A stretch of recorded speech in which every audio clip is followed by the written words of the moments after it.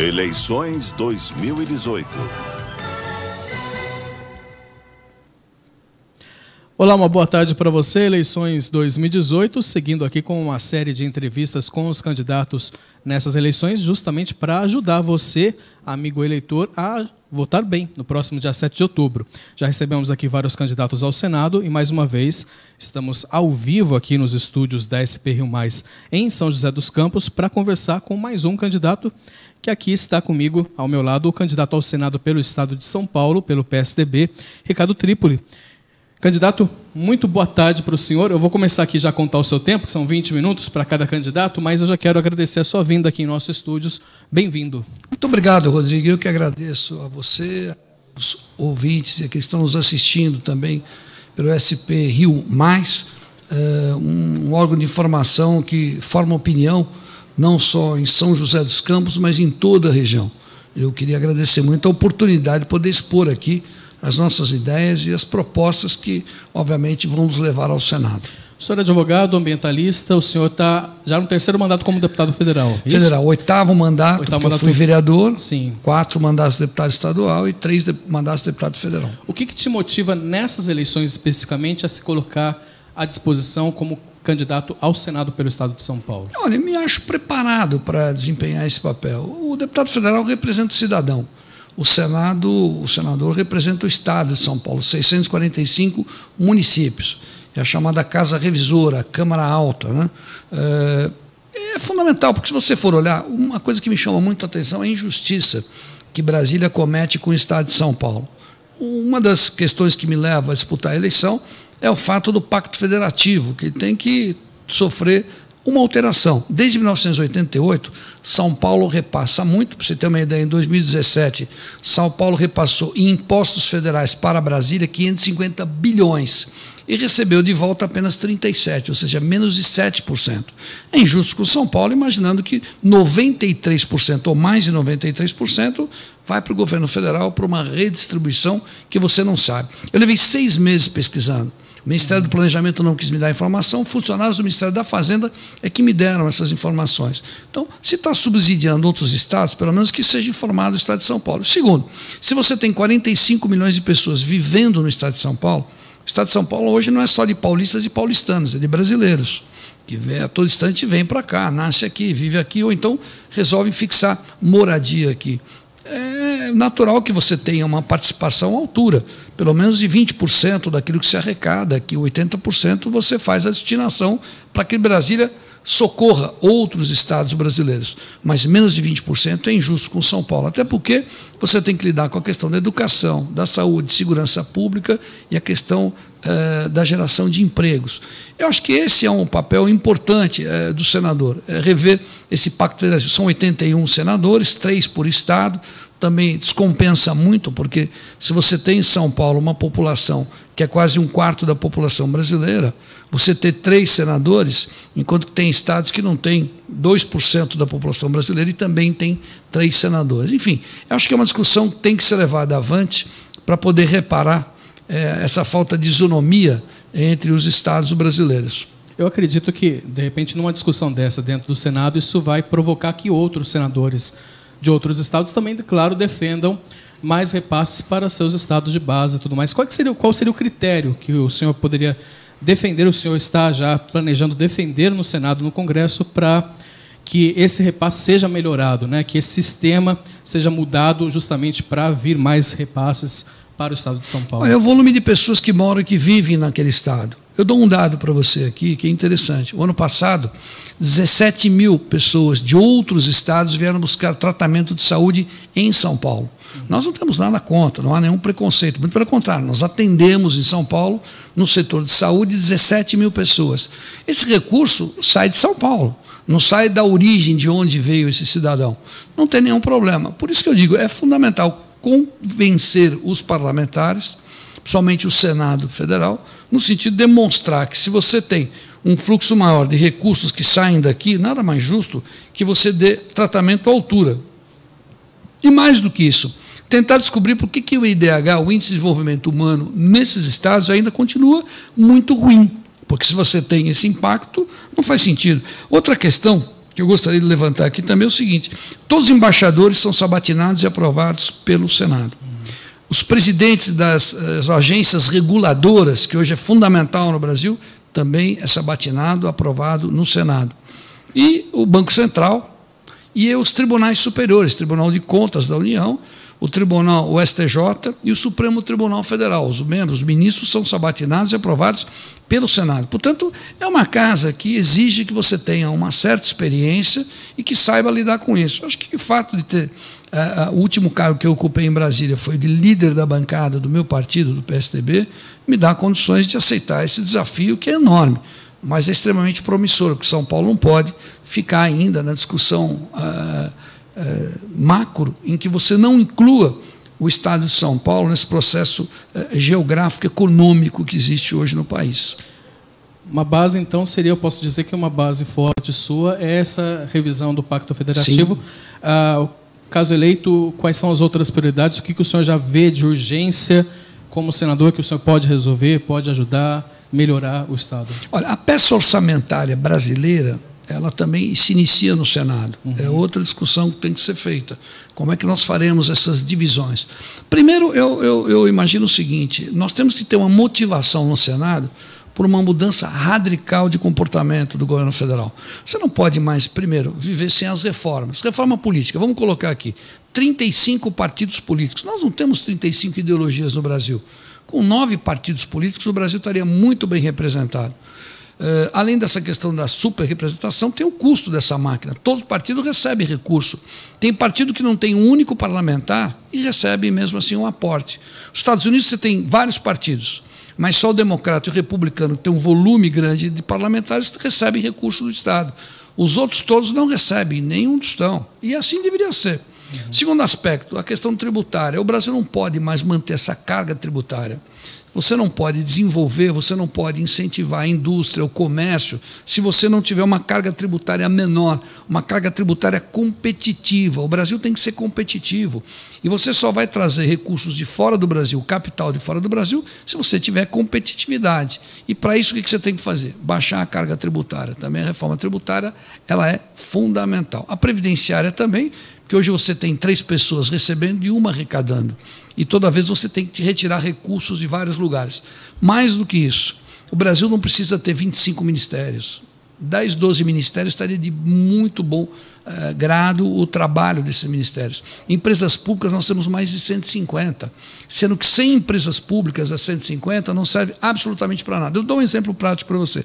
Até algum tempo atrás nós tínhamos na Petrobras uma empresa subsidiária da Petrobras que vendia botijão de gás. É para a Petrobras vender botijão de gás? Obviamente que não. A função dela é de prospecção de petróleo. Só que por que tinha empresa de botijão de gás? Porque você tem diretor financeiro, diretor administrativo, diretor de marketing, enfim, um cabidaço de emprego. A gente pendurada, recebendo com custo altíssimo, por isso que o custeio da máquina é muito alto. Ninguém aguenta mais pagar o custo dessa máquina, ela é obesa, ela é enorme, né? Então, nós temos que desonerar o Estado. Eu dou um exemplo prático para você. Em 1995, eu me elegi presidente da Assembleia Legislativa e elegemos o Mário Covas governador do Estado de São Paulo. Nós tínhamos 1.100.000 funcionários públicos no Estado de São Paulo. Hoje nós temos cerca de 620 mil. Aí você me pergunta, bom, mas vocês dispensaram todo mundo? Não. Houve uma troca, ou seja, com as PPPs, parceria público-privada, com as concessões e com as privatizações, esse público foi transferido para a iniciativa privada, desonerando a máquina do governo do Estado. Por isso que o Estado de São Paulo, governado pelo PSDB há cerca de 24 anos, ele é superavitário. Os outros estados são deficitários. Olha o Rio de Janeiro, a situação do Rio de Janeiro, olha a situação de Minas Gerais, todos deficitários, porque gastam mais do que recolhem. São Paulo não, faz a lição de casa. Por isso que eu acho que essa modelagem é uma modelagem que tem que ser implantada no Senado, levando depois para o Congresso Nacional e fazendo com que o próximo presidente da República, pelo menos o do nosso partido, o Geraldo Alckmin, já disse que no primeiro mês remeterá as medidas para o Senado, para o Congresso Nacional, nessa linha de fazer um enxugamento da máquina e que ela seja mais dinâmica. Você precisa ter gestão. Sem gestão, a gente não avança. E o Brasil precisa de estabilidade política e segurança jurídica. Sem essas duas condições, o capital estrangeiro não vem para cá. Ele só virá com essas duas condições, porque eles vão, eu tenho segurança jurídica do investimento que eu vou fazer aqui e tenho estabilidade no país sob aspecto econômico. Volta a ter investimentos no Brasil. Nós queremos um Brasil que avance, não um Brasil que retroaja, como é o caso da Venezuela e outros países que acabaram se afundando, embora a Venezuela fosse um dos países mais ricos da América Latina, pelo petróleo, pelo desenvolvimento, com a mudança do governo, deu no que deu. Por isso que os extremos não interessam mais ao país. Falando sobre economia, candidato, aqui nós vivemos na RM Vale, nós temos aí essa iminência da fusão entre Boeing e Embraer. Queria saber a opinião do senhor com relação a esse assunto, tendo em vista também recentemente notícias de um memorando trazendo informações que até então estavam tidas como sigilosas, apontando que a Embraer ela teria pouca participação em decisões ou nenhuma participação em decisões importantes nessa joint venture, nessa nova empresa. Qual que é a opinião do senhor, qual que é a opinião do partido com relação a essa fusão entre Boeing e Embraer? Olha, embora eu não tenha informações detalhadas, eu acho o seguinte, o que é mais importante? Se essa fusão empresarial entre a Boeing e a Embraer ela repercutir em mais contratações, em salários, em geração de emprego, em geração de renda, eu não vejo nenhum problema.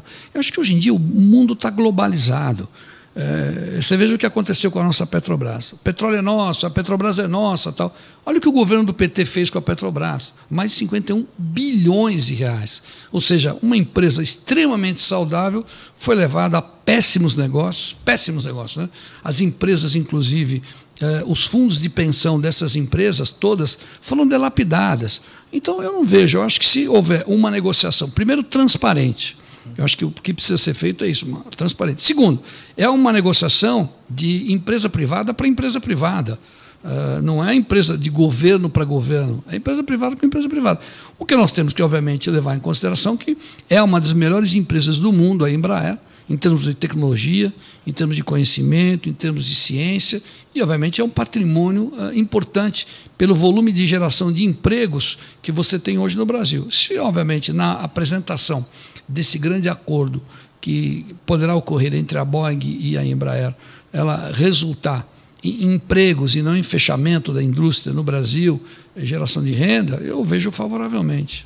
Bom, o senhor comentou sobre a questão das estatais que estão dando prejuízo, de certa forma. Até o próprio candidato à presidência, o Geraldo Alckmin, em entrevista hoje pela manhã, comentou justamente sobre isso, que precisa se refazer, né, todo esse modelo de gestão e tudo mais. O senhor, então, no caso, defenderia privatizações. Então, no caso, seria a favor de privatizações para tentar enxugar esses sombra gastos. De dúvidas. O que interessa para a população brasileira você ter uma empresa que é deficitária, paga altos salários com dinheiro dos impostos dos brasileiros? Faça uma pesquisa. Ninguém quer. Para quê? Para dizer, não, essa empresa é brasileira, é nacional. Tudo bem, é nacional. E aí? Olha, eu dou um exemplo prático do que você está me perguntando aqui. A empresa que inventaram no governo da Dilma Rousseff, que era fazer, eu já era deputado federal, fazer uma estrada de ferro que liga o Rio de Janeiro a Campinas, ela não existe a não ser no papel. Tem 300 funcionários com cargos de 10 a 50 mil reais. Você acha correto isso? Com certeza quem está nos assistindo não vai concordar. Uma empresa que não existe e que já gastou mais de R$1 bilhão.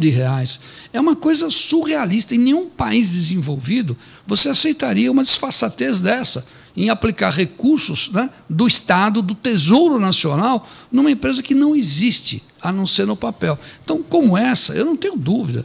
Se tiver que privatizar... Olha, nós fizemos em São Paulo, quando nós recebemos o governo, eu e o Mário Covas, ele me disse, serão os 2 piores anos da minha e da tua vida, Triplo. Nós vamos ter que rever São Paulo e colocar esse estado de pé. Nós perdemos o Banespa, tivemos que colocar 30 mil funcionários na rua do Banezer. Nós fizemos a rolagem da dívida, nós fizemos a privatização do setor energético e fizemos concessões nas estradas. Diziam que nós éramos estatizantes, ao contrário, que nós íamos privatizar, e aí deu certo, deu certo. O Estado de São Paulo está aí. Das 20 melhores rodovias do Brasil, 18 estão no Estado de São Paulo. O que demonstra que funcionou esse modelo. Por isso que a população mantém o governo do PSDB até hoje no governo de São Paulo.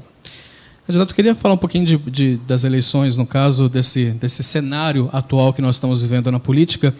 A sua candidatura, como, por exemplo, a do governador, o ex-governador de São Paulo, Geraldo Alckmin, ela não consegue, de certa forma, deslanchar nas pesquisas eleitorais, né? E eu queria saber como é que o senhor avalia isso aqui, o senhor atribui esse cenário atual, tendo em vista em eleições anteriores que sempre havia uma presença muito mais forte do PSDB. O eleitor está mais seletivo? Como é que o senhor avalia esse cenário? Olha, veja, primeiro eu acho que o eleitor está muito mais preocupado, ele está pesquisando e comparando mais as candidaturas, bem mais.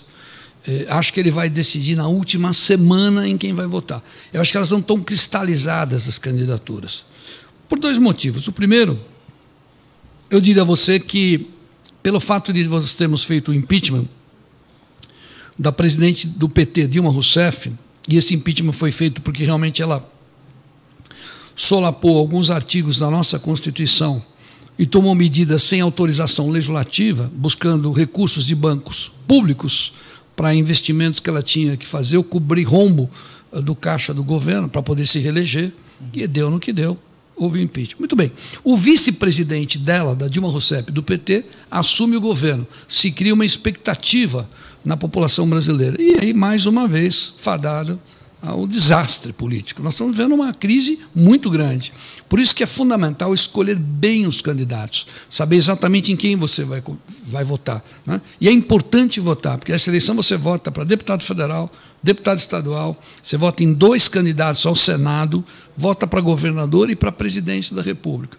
Você tem 4 segundos para votar, mas, em compensação, 4 anos para poder pensar que é uma expectativa se votou certo ou errado.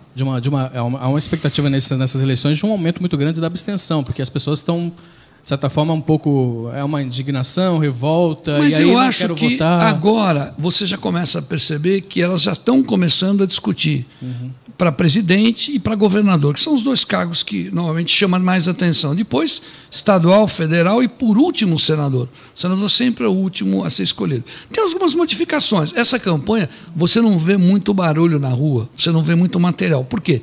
Porque a questão do financiamento público limitou o gasto, ou seja, a não ser aquele que seja milionário, queira colocar recursos próprios numa campanha, ele coloca, o que é muito pouco, mas muito pouco mesmo.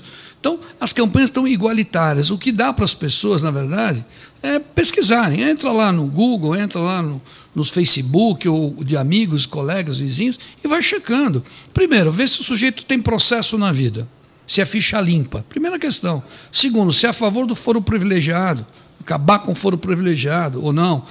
Qual é a produção legislativa dele, se é que ele já foi deputado, já foi senador, já foi governador, já foi prefeito. Enfim, vasculhem a vida das pessoas, para poder saber exatamente, estou votando de forma correta, né?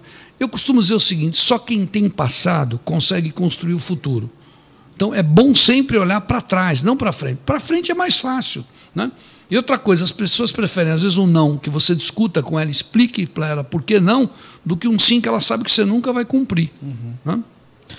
Bom, a gente tem mais 3 minutinhos. Eu queria... O senhor tem esse destaque na luta pelo meio ambiente, por questões de defesa dos animais e tudo mais. Ser eleito como senador, como é que seria a sua atuação lá em Brasília? Será melhor, ampliada? Eu acho que sim, veja bem. Eu tenho um projeto de lei de proteção dos animais que aumenta a pena dos maus tratos aos animais. A pena hoje é extremamente ridícula.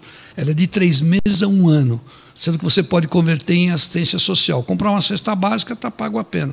O meu projeto, que foi aprovado por unanimidade na Câmara Federal, inclusive tive o apoio do deputado aqui da região, o Eduardo Cury, me ajudou muito na aprovação desse projeto. Um projeto importantíssimo. Por quê? Você aumenta a pena que eleva ela para 5 anos de detenção. Esse projeto está aguardando para ser votado no Senado. Nós temos a questão da biodiversidade, né? Água, por exemplo, é um tema fundamental, ninguém dá muita bola para ele. O ser humano pode viver sem petróleo, mas sem água não vive. Os cientistas dizem que 65% da composição do corpo humano é formado por água.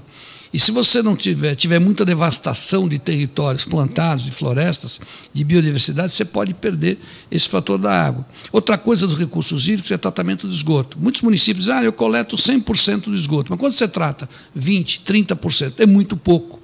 Quando você tem esgoto tratado, é menos leito de hospital ocupado. há obviamente uma coincidência correta entre a questão do vetor de doenças públicas com esgoto a céu aberto. A questão da biodiversidade, um dos maiores berços da biodiversidade do planeta é a nossa floresta amazônica, compõe 9 estados brasileiros. Dizem alguns que nós temos mais de 18 mil espécies não identificadas na floresta amazônica, que poderia ser solução para problemas medicamentosos. E nós não recebemos nenhum royalty que venha de volta para isso. E, por último, volto a insistir a questão da proteção dos nossos animais. Hoje é comum você ver numa família animais domésticos, fazendo parte da família. E ninguém mais admite maus tratos. Eu agora acabei de passar no mercado. As pessoas me identificavam dessa forma. Você não é o do cachorrinho? Não é aquele dos animais? É muito comum isso. E eu fico muito feliz, porque não é matéria divergente, é matéria convergente. Pessoas lidam com idosos, tratam dos idosos, outras tratam das crianças e algumas, obviamente, vão se destinar a trabalhar pelos nossos animais. Candidato, tem mais um minutinho que eu dou para o senhor agora, que já fechando esses 20 minutos. Queria, aliás, primeiramente agradecer a vinda mais uma vez aqui em São José dos Campos, aqui nos nossos estúdios da SP Rio Mais. E eu coloco esse 1 minuto a mais final para que o senhor pudesse se dirigir diretamente para o eleitor, para o internauta, também para o ouvinte que está nos acompanhando neste momento. Fique à vontade, candidato. Eu queria agradecer muito a você, Rodrigo, a todos aqui da SP Rio Mais, pela gentileza da acolhida hoje aqui nesse programa, e lembrar o seguinte, que eu me coloco com todo esse patrimônio de trabalho já exercido durante 34 anos de vida pública. Eu tenho disputa do Senado, meu número é 450, eu quero pedir a você, são 2 votos que você vai dar para senador. Não pode votar no mesmo 2 vezes, voto em 2 candidatos. Eu queria que um desses votos eu pudesse receber, obviamente, essa homenagem no sentido de poder assumir essa responsabilidade com o Estado de São Paulo. Não serei um senador do partido ou para o partido, mas serei um senador do partido para o Estado de São Paulo. Queria agradecer muito a gentileza, o carinho e me colocar à disposição de vocês.